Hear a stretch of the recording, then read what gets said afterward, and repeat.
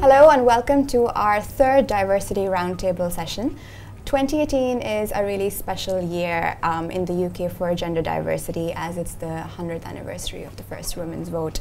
And on this momentous occasion, the IPA has put together an extensive gender diversity program to elevate women from mid to senior level roles into leadership positions, which of course is in line with the targets that we have set the industry to 2020. So we'd like to see 40% women in the boardroom and 15% people from ethnic backgrounds also in leadership positions by the year 2020.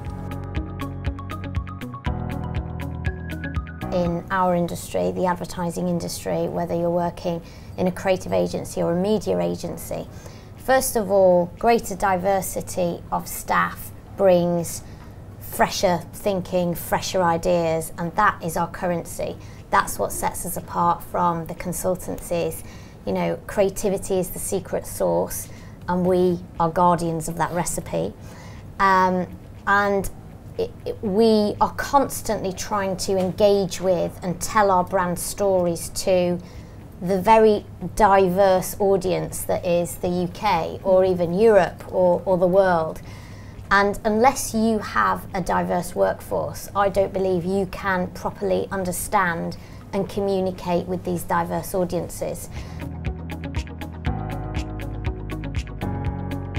I'm a very proud feminist, and there was a quote from Maya Angelou where she said, I'm a feminist, I've been female a long time, I'd be crazy not to be on my own team.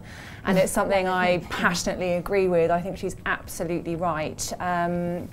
You know, women represent 51% of the population, so there should be equality across all different sectors, whether that's from government to business, and there's massive societal benefits for a more equal society and a more diverse society, whether that's through the home, through education, through work. Diversity means better output, right? And frankly, I think any industry that's probably the case.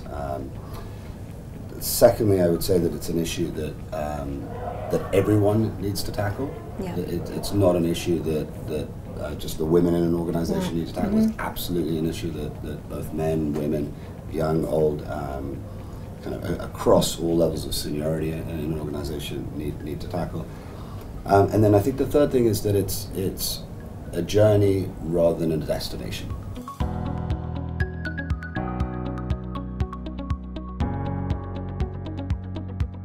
Diversity and inclusion are both a moral issue and a sort of business imperative.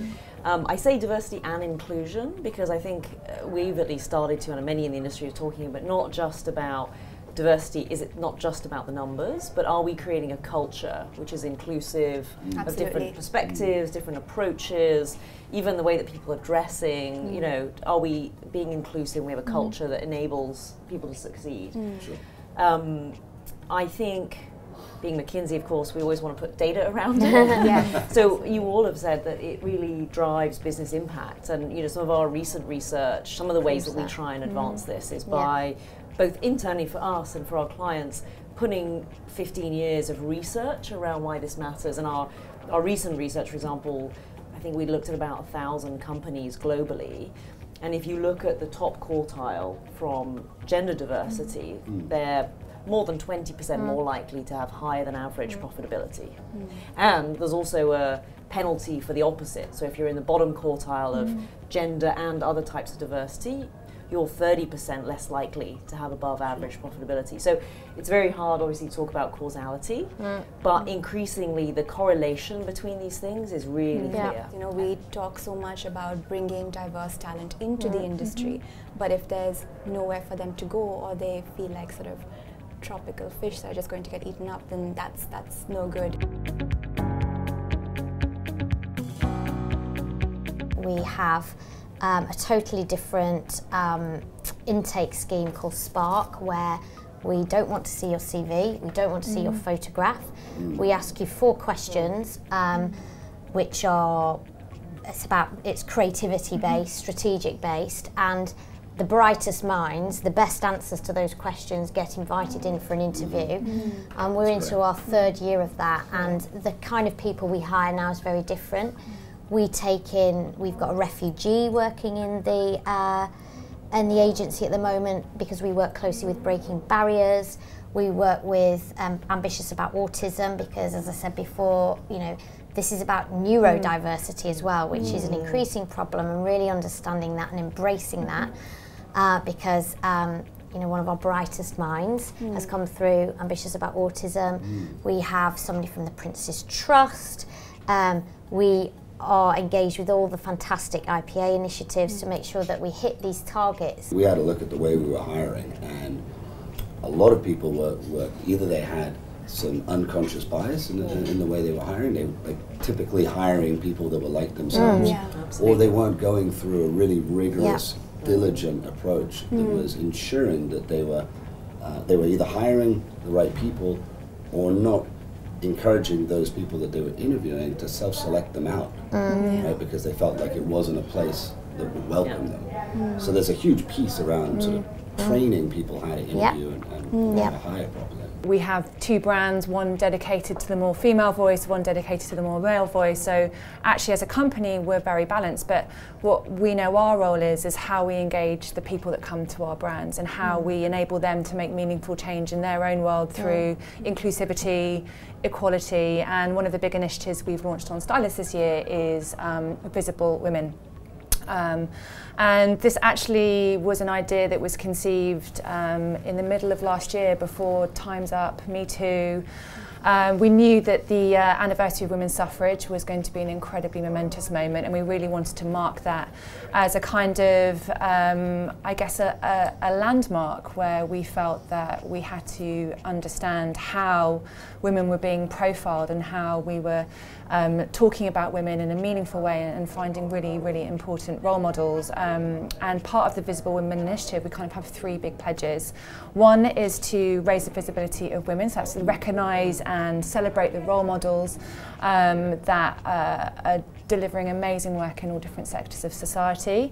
We have a brilliant social media campaign called Women of the Week, where we celebrate women across our social channels who, not necessarily celebrities, but women who are just doing great work, and encouraging our audience to also share their women in their lives who are also performing and inspiring them every day.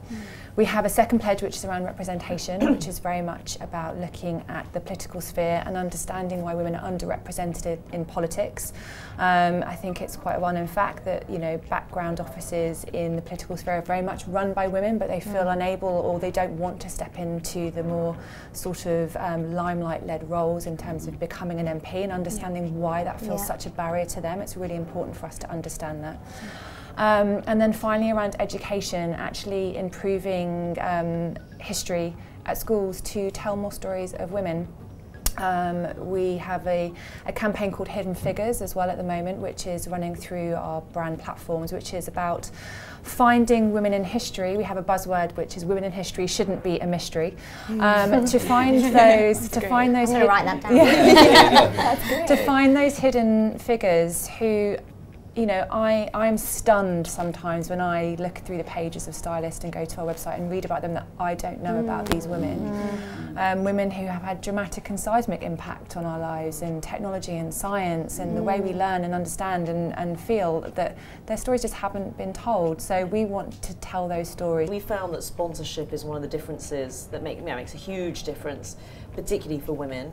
And we've done some fun things there, actually. So, for example, we have one of the senior partners set up a prize in his name for the greatest sponsor of women, and we set up a big event around it. It's a big sort of glitzy event, and invited both men who were great supporters of women and those who were poor supporters or had some ways to go, and it was a wonderful educational experience. It became like the thing that everyone wanted to go to. The special magazine you did for suffragettes, my daughter, who's 7, kept it, because I got it on the tube, took it home, kept it, and she took it into school. She felt really proud, and they poured over the women, and they cut the pictures out, and they stuck them from Stylist on the classroom wall. Absolutely. So that's you making to hear that. I'm thrilled. Our editor Lisa, she's been at Stylist since the very beginning, and she actually had this centenary date marked in her calendar, and was sort of always moving towards a moment where she felt that she wanted to tell the suffragette story.